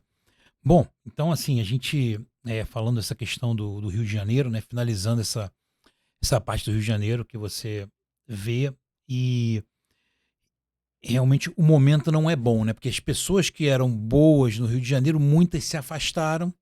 Então, a gente vê hoje em dia o nosso estado que tem o maior eco cultural, que é o estado que leva o nome do Brasil para o mundo todo. Esse estado hoje em dia entregue na mão de organizações criminosas ou de políticos que gostam de transitar com esse pessoal e precisam deles para que eles se mantenham, Financiem. se financiam. Então isso é complicado. Mas eu vejo no Rio de Janeiro uma falha também da própria direita que teve tempo para poder trabalhar alguém. Na outra eleição, que o Cláudio Castro era o governador, porque tinha entrado ali como vice do Witzel, eu me lembro que o pessoal falou: não tem muita opção, vai ter que ser o Cláudio Castro mesmo, não tem nenhum nome e tal. Mas aí tiveram mais 4 anos e nenhum nome foi trabalhado. E aí hoje em dia acaba tendo que lançar quem está ali e você não tem hoje um nome que possa fazer frente a nível de ser conhecido como é o Eduardo Paes. Citam-se vários nomes, mas assim, é muito difícil a gente ver alguém para fazer frente ao Eduardo Paes. Eu acredito que pode ser o Flávio pode ganhar a eleição presidencial, pode ganhar no Rio de Janeiro do Lula, é possível que ganhe, mas o governo do Rio provavelmente vai acabar ficando na mão aí do Eduardo Paes. Mas vamos falar de outras coisas aqui rapidinho. Vamos falar de Estados Unidos. E você está aqui há quanto tempo? Como é que está a sua vida na América? O que você aprendeu vindo para cá? Quais foram os desafios? Você teve que se reinventar? Como é que foi a sua vida aqui na América? Porque a maioria das pessoas que vêm para os Estados Unidos, a maioria, 99% dos brasileiros que vêm para cá, vêm em busca de dar uma educação melhor para os filhos, vir para um lugar mais seguro. Muitos vêm Tratamentos médicos, tratamentos né, de médicos, tem gente que câncer, vem autismo. eu tenho um amigo meu que veio porque tem um filho autista e aqui realmente É. é muito melhor do que no Brasil, do que no Rio de Janeiro. E pessoas vêm para ganhar dinheiro, para investir, para montar negócios, enfim, tem muita gente que vem para prosperar. A pessoa às vezes teve dificuldade de prosperar no Brasil, vem para cá achando que vai chegar e vai ficar rico rápido. Mas o motivo que nos trouxe para cá é um motivo de é um motivo político, né? Então você vem por outra questão total, mas de certa maneira você acaba caindo aqui de paraquedas porque você não se organizou, você não ficou 2, 3 anos planejando, ó, eu vou morar aqui, eu vou trabalhar aqui, eu vou fazer contato aqui, não. Você chega e tem que vir, e você vem e chega aqui. E como é que foi pra você isso? Você que já tinha uma carreira, já tinha uma vida no Brasil, não pensava em vir pra cá, não tinha ideia de vir morar nos Estados Unidos, e como é que foi esse desafio todo pra você de vir morar aqui nos Estados Unidos? Eu comecei na política muito cedo. Logo que eu me formei, eu estava abrindo meu primeiro escritório de direito. Aí passei para a Escola de Magistratura do Estado do Rio de Janeiro. Emerge. Eu ia fazer uma preparação para ser juíza.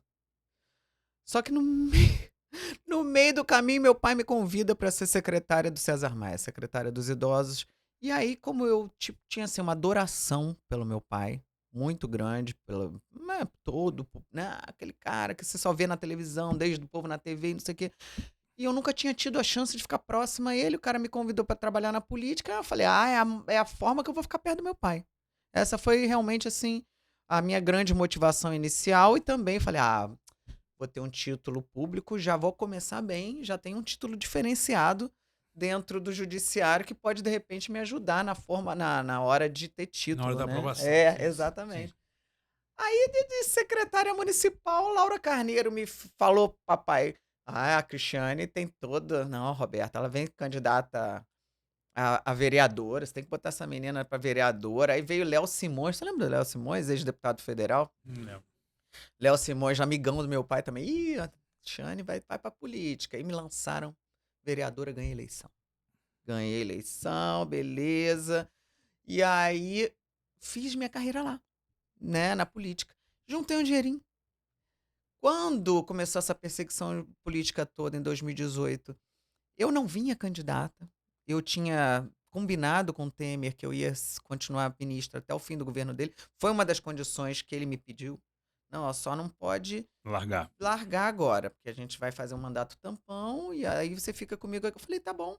E aí depois, aí sim, eu tinha vontade de fazer um mestrado fora, vir pra cá pra estudar alguma outra coisa que tivesse a ver com política, etc, pra poder escrever livro, artigo científico e tal. Eu já tinha passado um tempão militando nessa área do envelhecimento. Eu me tornei uma especialista em envelhecimento populacional, eu lancei programa, projeto, livro, enfim, política pública, lei aprovada e puta, fiz nossa, uma festa nesse campo do envelhecimento no Brasil, né?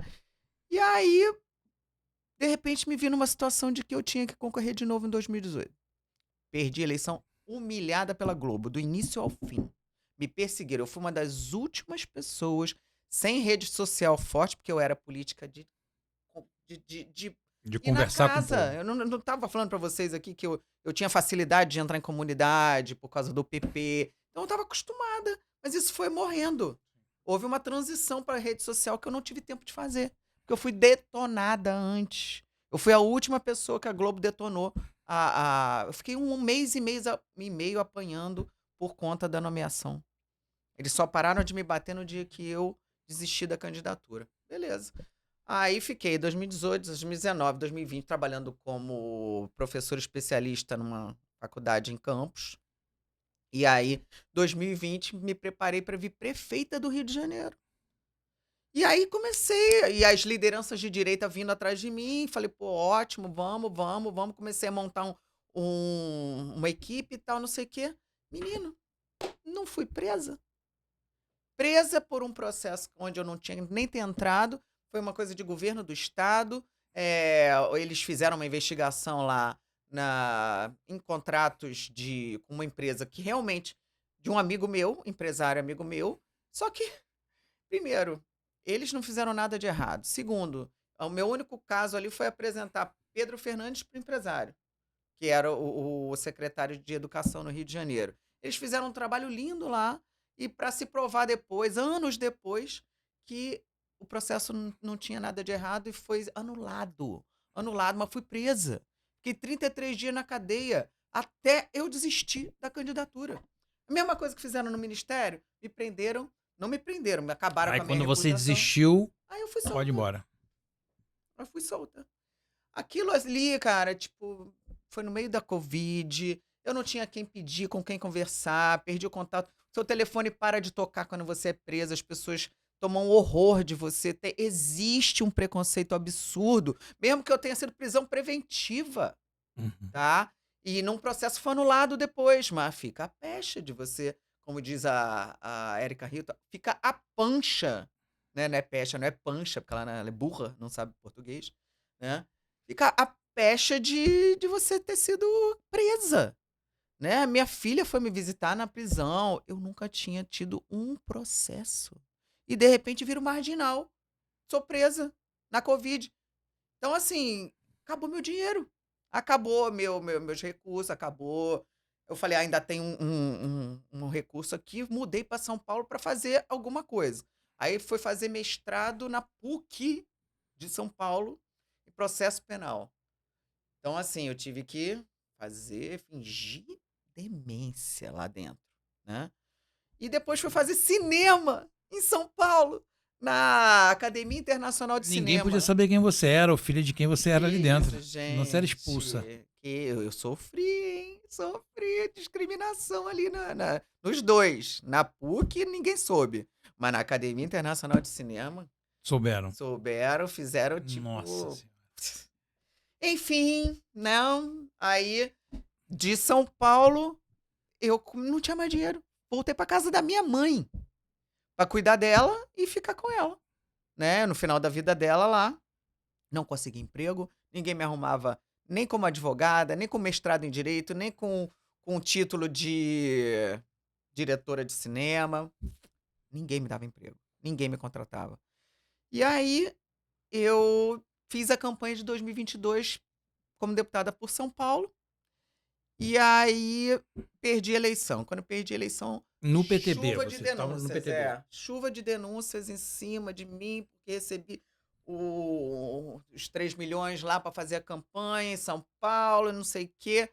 E aí, quando foi dezembro de 2024, eu já morando com a minha mãe, já, tipo assim, né, tentando me reinventar, eis que, de repente, me liga um cara que trabalhou na minha eleição, mostrando, na véspera do meu aniversário, todo o dossiê que alguém da Polícia Federal fez ligando as denúncias das mulheres do PTB. Começou pela denúncia das mulheres do PTB, mas no meio Uhum. do negócio, o negócio virava. Você está ligada a grupos de extrema-direita radicais, considerados ameaças para a sociedade brasileira, e, tipo, você tem que explicar suas relações com esses grupos terroristas. Nossa Aí eu Senhora. falei, não, meu irmão, eu já vi esse filme antes, já me prenderam. Eu traumatizada, gente. Fiquei até assim. Não, querem me prender de novo, cara. Então, tipo assim, eu virei e contei pro meu filho, pra minha família, pra minha mãe. E meu filho comprou uma passagem e me mandou pra casa do pai dele aqui. Falei, não, você vai amanhã. Falei, mas peraí, pelo amor de Deus, amanhã é meu aniversário, dia 21 de dezembro. Filho, tu vai amanhã, tu não vai esperar nem o depois de amanhã. Você veio no teu aniversário, então. E sozinha, sem dinheiro, sem nada, uma mala de roupa que eu separei, assim, documentos para vir para cá para poder imigrar e caí de paraquedas nos Estados Unidos, tá? Na casa do pai do meu filho, que é uma pessoa que, tipo assim, me acolheu, sou eternamente grata a ele, a esposa dele, a filha da esposa dele, a Andréia, Legal. mas que eu não tinha relação. Então, assim, passei os primeiros meses, assim, com uma merreca de dinheiro que meu filho me deu, me emprestou. E logo na sequência, tipo, ei, você agora não dá pra você ficar em choque, não. Vai ter Não que. tem. E eu dentro de casa com medo de sair de casa, cara. Tava com medo de sair do apartamento. Tive que começar a dirigir, tive que começar a botar gasolina no carro. Gente, pra mim aquilo ali me dava crise de pânico. Me dava crise de pânico pegar o carro pra dirigir aqui. Me dava crise de pânico ter que lidar com tudo que eu estava lidando aqui.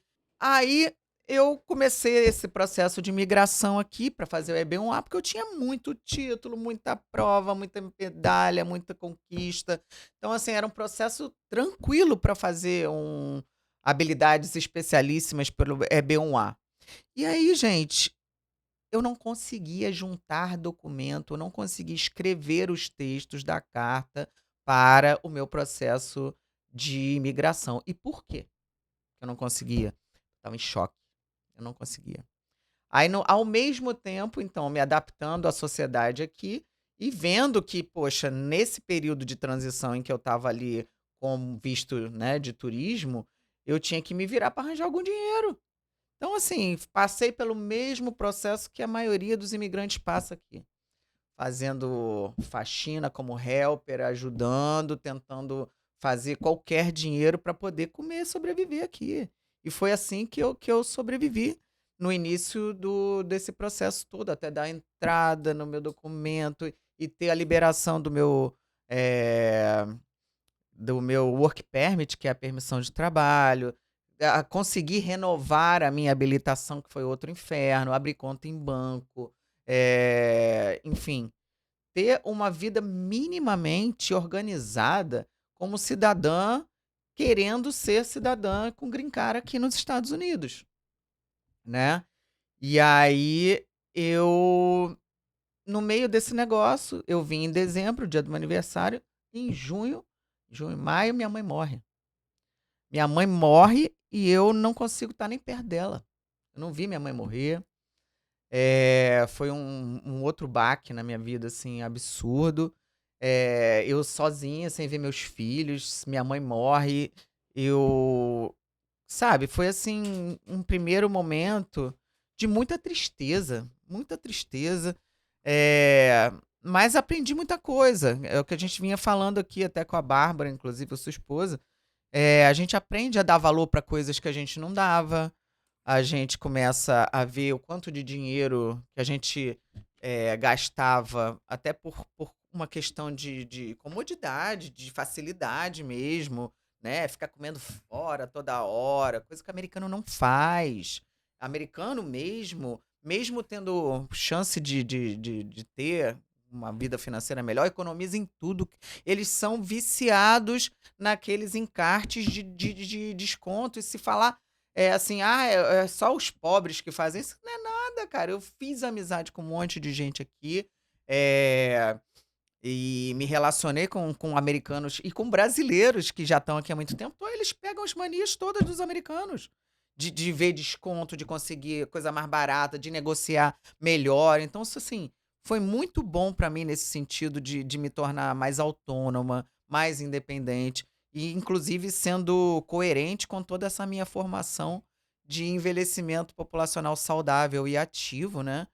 Eu já não sou mais uma criança, tô com 52 anos de idade, mas recomeçar num país onde ninguém te conhece, ninguém sabe se você fala inglês direito mesmo ou não, as pessoas têm um receio de botar você numa recepção, têm receio de te contratar como secretária e você errar no inglês, não entender as coisas que as pessoas estão falando.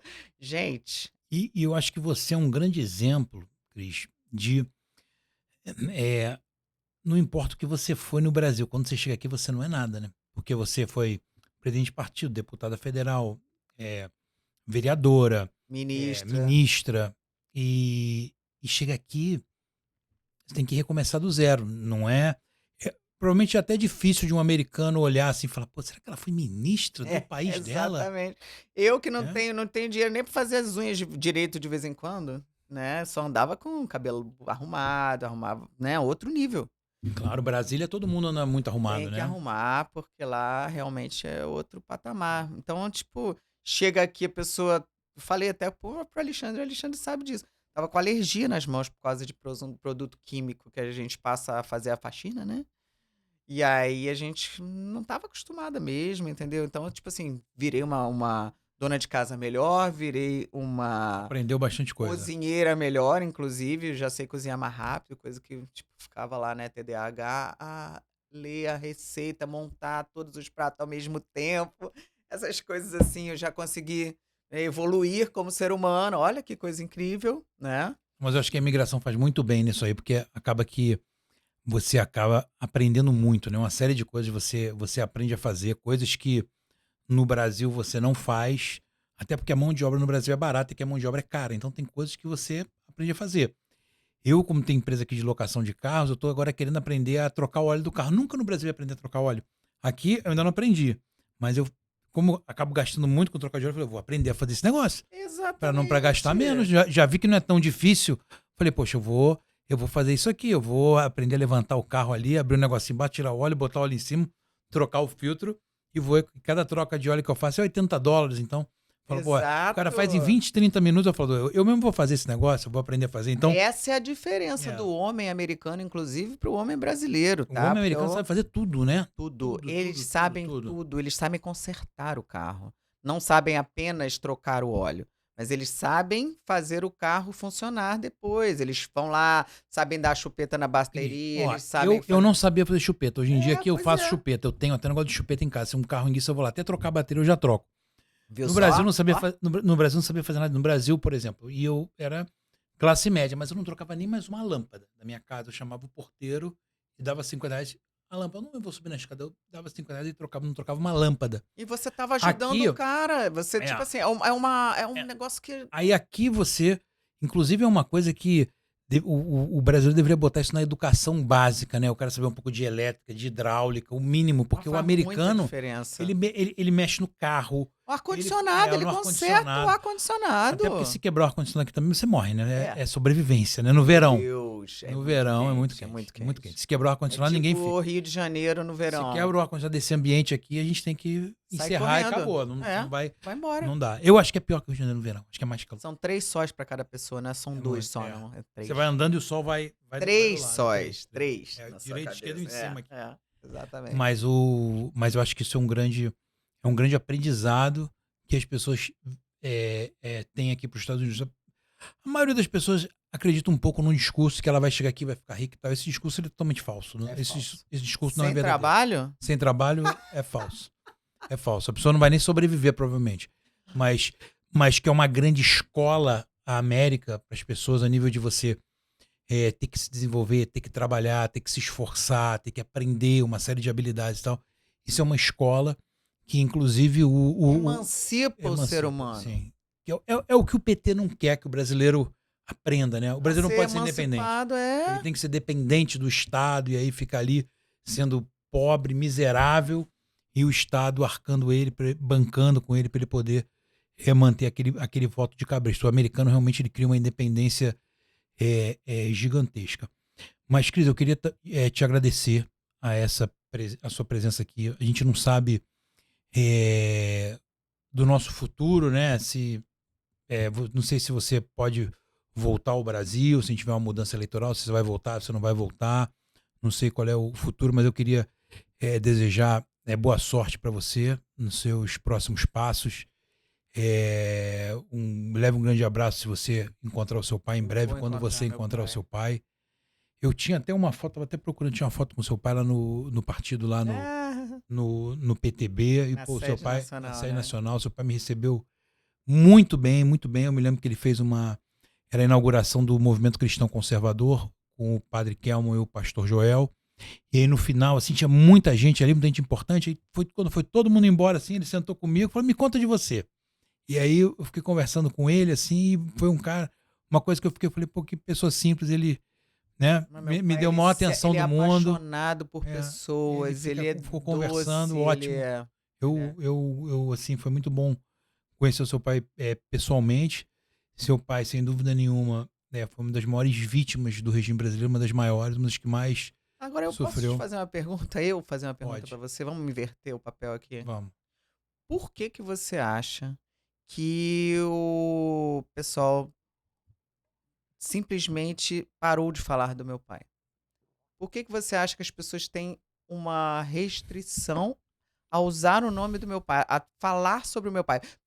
Foi pelo negócio da polícia, do enfrentamento à Gestapo do Xandão?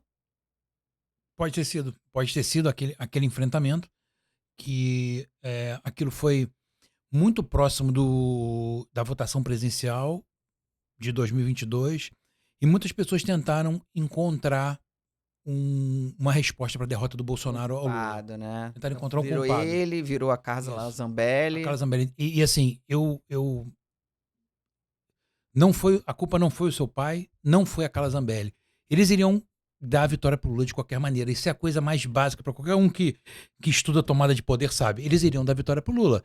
Eles só precisavam de um certo equilíbrio ali, tanto que eles soltaram o Lula, porque o Lula era alguém que existia uma base. Quando você, em 2022, andava numa região humilde, você via que as pessoas votavam no Lula. Isso era real. Eu entrei em favela e o Lula tinha um apoio de pessoas ali. Então existia realmente uma votação pro Lula. Mas, se fosse algo livre, o Bolsonaro teria ganho aquela eleição. Só que aí eles precisavam encontrar. E, assim, foi muita coisa. Há pouco tempo, quando o Bolsonaro estava em liberdade, ele foi no podcast Inteligência Limitada com o Tarcísio. E eu acho que o Tarcísio colocou ali, não sei se foi o Bolsonaro, acho que foi o Tarcísio, falou que nós perdemos a eleição por causa da Carla Zambelli. Eu achei aquilo ali de uma canalice. Acho que foi o Tarcísio. Eu achei aquilo ali de uma canalice. O Tarcísio, que é um ótimo político pragmático, É o técnico. tal do técnico É um ótimo do político Centrão, né? técnico do Centrão, mas eu não teria restrição em votar, né, nele, votaria, se tivesse que votar, votaria nele, contra o Lula, votaria, Sim. sem problema nenhum. É um cara que é um bom político, mas assim, eu discordo, não foi por causa da Carla Zambelli que perdeu, não foi por causa do seu pai. O seu pai, ele foi uma vítima do que estava acontecendo, e eles tentaram encontrar um culpado por aquilo, e o culpado por aquilo é o maior mal que a gente tem no século, que é o comunismo. É a tomada de poder. Eles iriam dar vitória pro Lula, então não tem. Então, de repente, pode ter sido por isso, tá? E é também porque as pessoas têm muito medo do Xandão. As pessoas têm muito medo do Alexandre de Moraes. Eu tenho muito medo do Alexandre de Moraes. Eu tenho muito medo. Ele acabou com a minha vida, eu não consigo falar o nome dele com tranquilidade. Ele acabou com a minha vida por nada. Então ele acaba com a vida das pessoas por nada. Então as pessoas têm muito medo. Então as pessoas têm medo de falar daqueles que foram os que mais lutaram. Por exemplo, o teu pai, o Daniel Silveira. Sim. o- Eu, indiretamente, por ser filha do... Sim, então assim, essas pessoas, as pessoas não querem falar, porque no fundo quem está no Brasil ainda tem muito medo. Ainda existe esse medo, mas a história vai ter que ser contada e recontada, isso vai ter que ser lembrado em algum momento. É importante. A direita não pode ser só assim, eu amo o Bolsonaro. Eu adoro o Bolsonaro, sou eleitor do Bolsonaro, adoro o Jair Bolsonaro e tenho grande simpatia também pelos filhos dele. Mas a política não pode ser assim, eu amo o Bolsonaro, eu odeio o Lula, sabe? Tem coisas que precisam. A gente precisa ter mais projetos, a gente precisa ter algo mais profundo. Menos messianismo. Sim. E mais pragmatismo, é o que eu estava Exato. falando. E a história tem que ser contada. A gente precisa escrever livro. Por exemplo, eu tenho um desejo muito grande de escrever um livro sobre o que eu vi do Rio de Janeiro. O meu pai foi funcionário público concursado da prefeitura para engenheiro civil, já faleceu há mais de 20 anos o meu pai. Então, eu ouvi muitas coisas, eu queria relatar, eu não vi ninguém relatar isso num livro ainda, sobre as coisas que foram acontecendo no município do Rio de Janeiro, política e culturalmente e tal, que foi fazendo com que o nosso município fosse perdendo. Assim como o teu pai é alguém, que alguém precisa contar a história dele, o que ele fez, o que ele representou, para que a história não seja apagada. Assim como o Daniel Silveira é uma figura que o que aconteceu na vida dele é pouquíssimo lembrado. Pouquíssimo lembrado. Maldade. Maldade. Se ele tivesse sido...